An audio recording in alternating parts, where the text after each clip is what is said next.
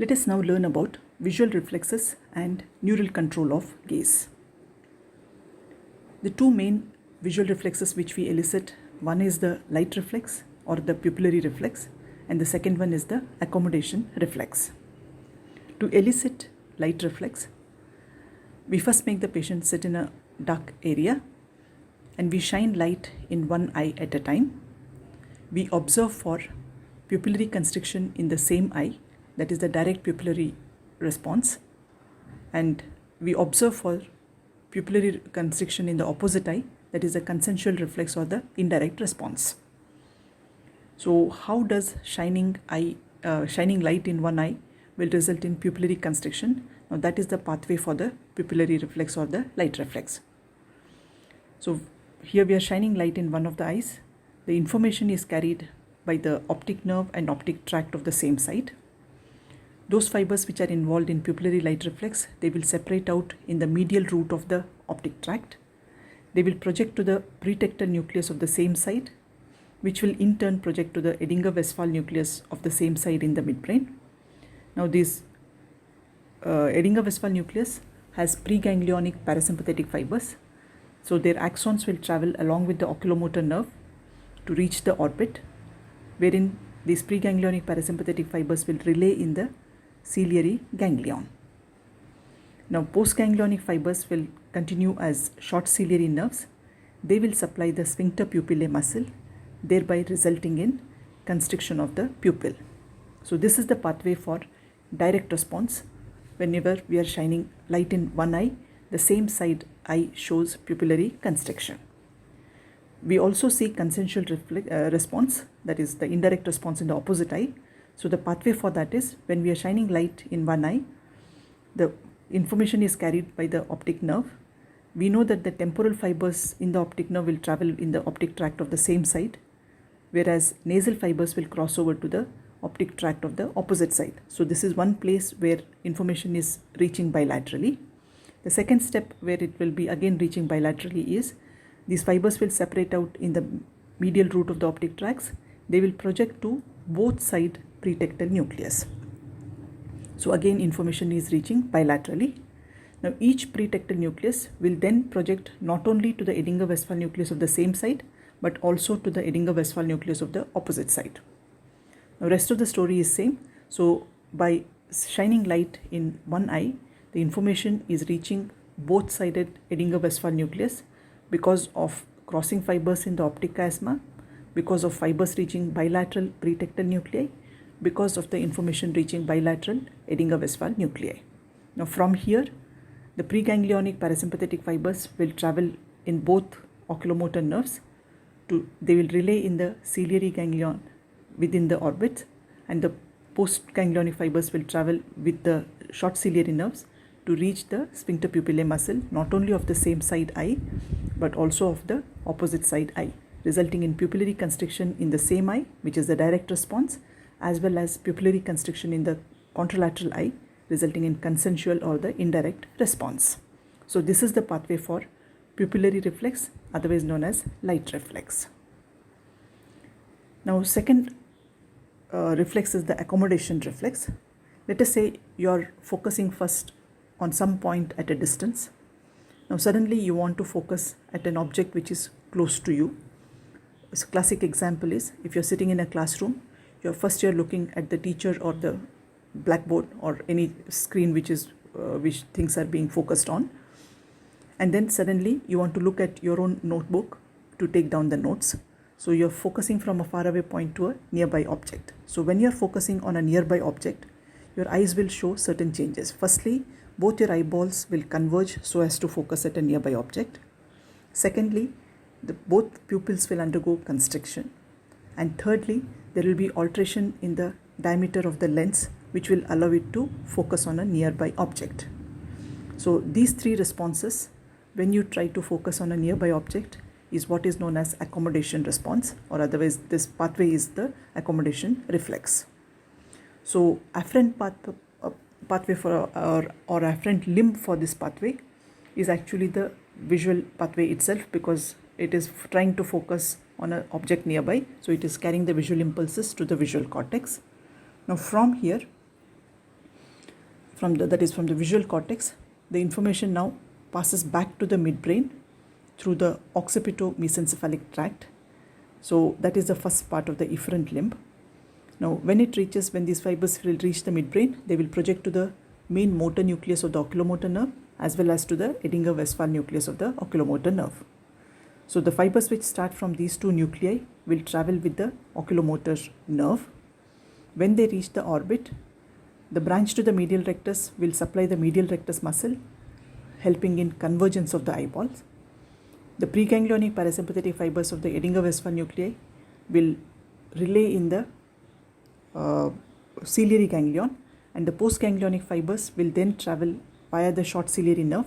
They will supply two intraocular muscles. One, they supply the sphincter pupillae muscle, bringing about constriction of the pupil, and they will also supply ciliaris muscle, which will increase the curvature of the lens, thereby helping in focusing on a nearby object. So that is the pathway for the accommodation reflex. In the clinical side, we find some of the pathological pupillary reactions. So let us find out some of them at least. One is we find a condition called as Argyll-Robertson pupil.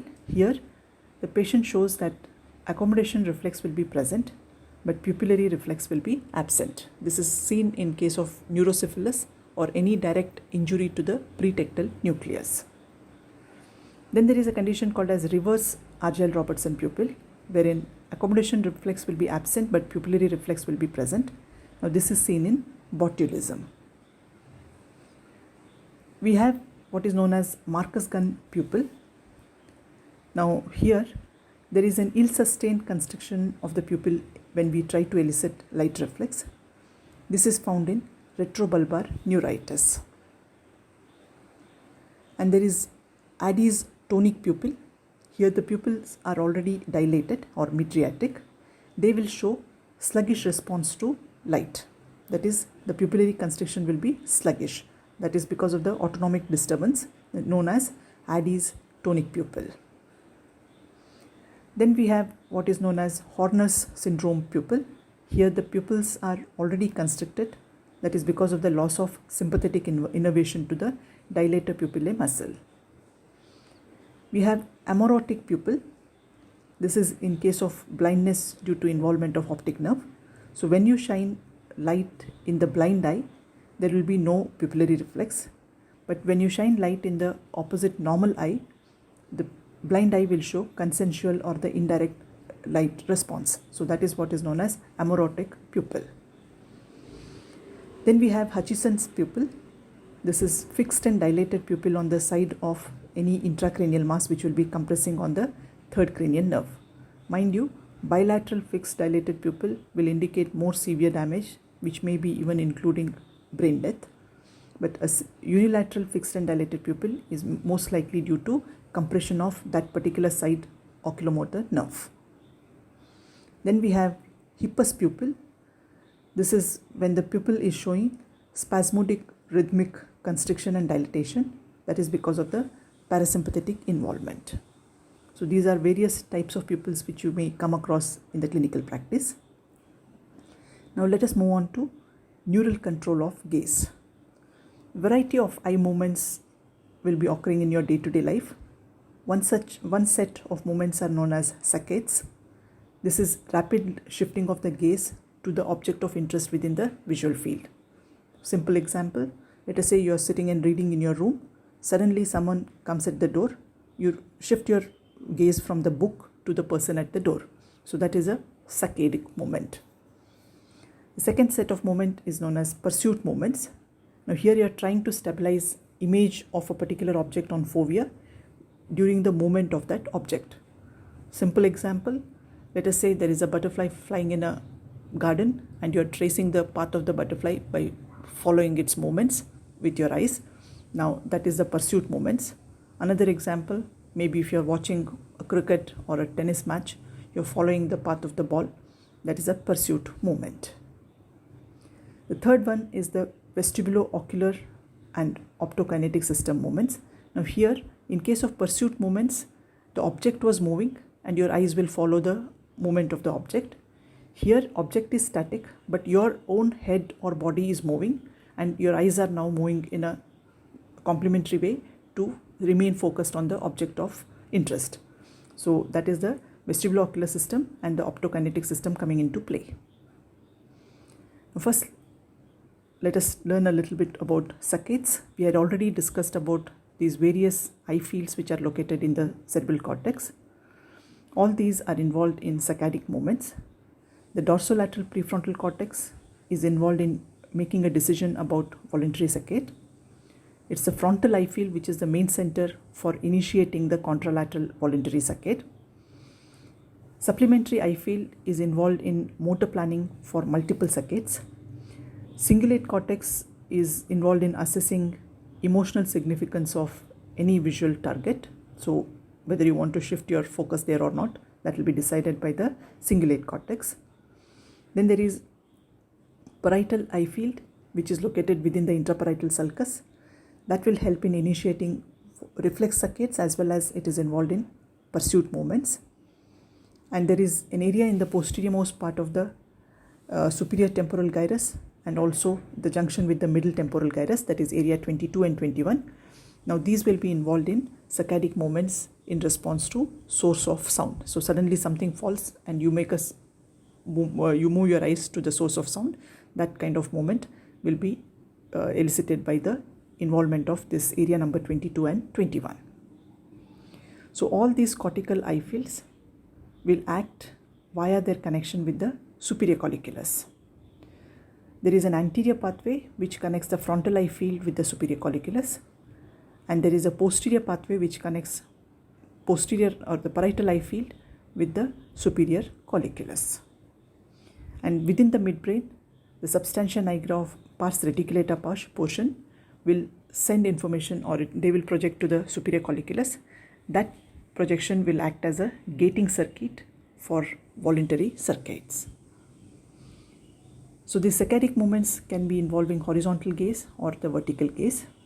The structures involved in horizontal gaze include paramedian pontine reticular formation, sixth cranial nerve, and contralateral oculomotor nucleus, which will be specially involved in supplying the medial rectus muscle.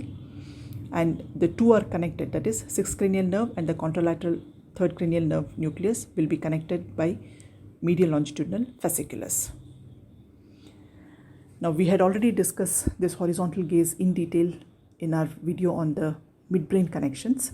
So let us just quickly go through this. The frontal eye field of any one side is involved in voluntary saccade to the opposite side. So left-sided frontal eye field is involved in looking voluntarily to the right side. Now this is done through its projection to the paramedian pontine reticular formation of the contralateral side. So if you are planning to look, or voluntarily you want to look to the right side, the left-sided frontal eye field will project to the right-sided paramedian pontine reticular formation. Now this will then project to the right-sided sixth nerve nucleus, which will be immediately adjacent to it. Now abducens nucleus will be supplying the lateral rectus of the right side, so the right eye will automatically abduct. Now the interneurons which are located within the abducens nucleus, they will project to the contralateral side oculomotor nucleus via the medial longitudinal fasciculus. So the fibers will cross to the medial longitudinal fasciculus of the opposite side at the same horizontal level.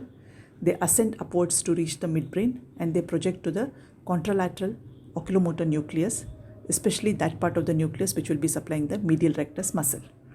Now this will bring about adduction of the left eye. So whenever you are looking to the right side voluntarily, the right eye will be abducted and left eye will be adducted. Now right eye abduction is brought on by the stimulation of the sixth nerve nucleus of the right side, and left eye adduction is brought on by the impulse being traveled to the left side oculomotor nucleus through the medial longitudinal fasciculus. So if there is lesion to the left-sided medial longitudinal fasciculus, then right eye will abduct, but left eye fails to adduct whenever you are planning to, or whenever one is voluntarily trying to look to the right side. Now this is the condition which is known as internuclear ophthalmoplegia. So when a person is trying to look to one side, the right eye, let us say he is trying to look at the right side, the right eye will abduct. That is because connection from the left frontal eye field to the PPRF is normal. PPRF connection to the abducens nucleus is normal. So that will result in right eye abduction. But the lesion is in the left-sided medial longitudinal fasciculus, which will now be not carrying the information to the left-sided oculomotor nucleus. So left eye fails to adduct. Now this is what is known as internuclear ophthalmoplegia. You may probably have to correct what is given in the previous video in the midbrain, because there I believe I have written it as a right side medial longitudinal fasciculus. So that has to be corrected as left-sided medial longitudinal fasciculus. So ipsilateral medial longitudinal fasciculus will result in failure of adduction by the medial rectus of that particular side. So that is what is known as internuclear ophthalmoplegia. However, because there is no problem in the oculomotor nucleus itself or in the oculomotor nerve, the person will be otherwise able to converge his eyes. So normal convergence, but only there will be failure of adduction whenever there is voluntary saccade to the contralateral side. Then there are other nuclei known as nucleus raphe interpositus. This is present in the caudal part of the pons. Now this will prevent extraneous saccades during fixation. Whenever you want to fix to a particular point, you do not want other extra saccades. So that is being prevented by this neurons present in the nucleus raphe interpositus. Just as we have horizontal gaze, we have vertical gaze also. Now the centers which are involved in vertical gaze involve rostral nucleus or rostral interstitial nucleus of the medial longitudinal fasciculus, which is otherwise known as vertical gaze center, posterior commissure, which will be connecting right and left nuclei, third cranial nerve and the fourth cranial nerve nuclei. Lesion to the posterior commissure, that will result in disturbance in the up gaze. Lesion to rostral interstitial nucleus of the medial longitudinal fasciculus or in the area in and around that will result in disturbance of both up and down gaze. There is also nucleus of Cajal. This is involved in vertical gaze in case of vertical pursuit, and it is also involved in the torsional gaze. So these are the centers involved in vertical gaze movements. Now coming to the pursuit movements. For pursuit movement to begin, first we have to identify the velocity and direction in which the object is moving. So if there is a ball moving in a particular direction, so first that has to be assessed. That is done by V5 or area, that is fifth visual area, which is located immediately behind the upturned posterior end of the inferior temporal sulcus. And the second area, this area actually V5 will also project to inferior parietal lobule. So these two areas are involved in assessing because they are the areas which are part of the Weyr visual pathway, which will be helping in localizing the movement of an object within the visual field. So first the information will reach these two areas. They will then project to lateral reticular nuclei in pons, which will in turn project to posterior part of the vermis, contralateral flocculus and fastigial nucleus within the cerebellum. Now from the cerebellum, the projection is back to the vestibular nucleus as well as nucleus prepositus hypoglossae. These are actually the perihypoglossal nuclei. Now these nuclei will then project to PPRF, that is paramedian pontine reticular formation, as well as to the ocular motor nuclei. The activity of all these nuclei together will bring about pursuit movements. Now, as you know, the pursuit will vary depending upon in which direction the object will be moving. So it may involve horizontal gaze, it may involve vertical gaze, it may involve gaze in any diagonal direction. So this is the pathway for the pursuit movements. So lesion to the V5 or the inferior parietal lobule will result in impaired pursuit of the targets, especially those which are moving towards the ipsilateral hemisphere. So if the left-sided V5 is injured, if any object is moving towards the left half of the hemisphere, that area there will be impaired pursuit movements. Then coming to the vestibular ocular and optokinetic systems. When we say vestibular ocular system, this is maintaining the coordination during movement of the head by compensatory conjugate eye movements. So if the head is moving to the right, let us say you are looking at a particular point and now suddenly you move your head to the right side, your left eyes will move automatically to the left to remain focused on the same point. So that is the vestibular ocular system. 3 neuronal pathway this actually is involved in maintaining this kind of coordination.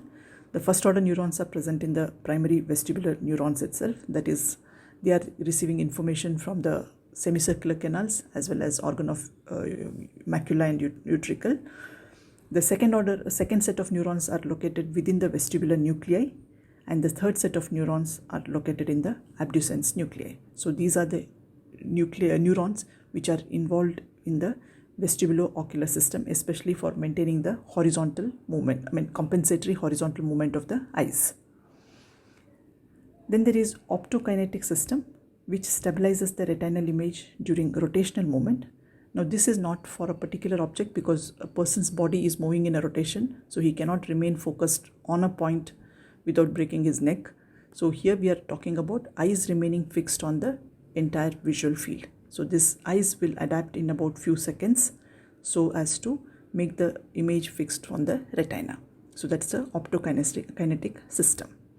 So these are the various movements which are possible either when you are moving from one object to other by moving your eyes, or object is moving and you are pursuing the movements, or object is fixed but your head is moving. So in all these conditions, how your eye will adapt to the movements.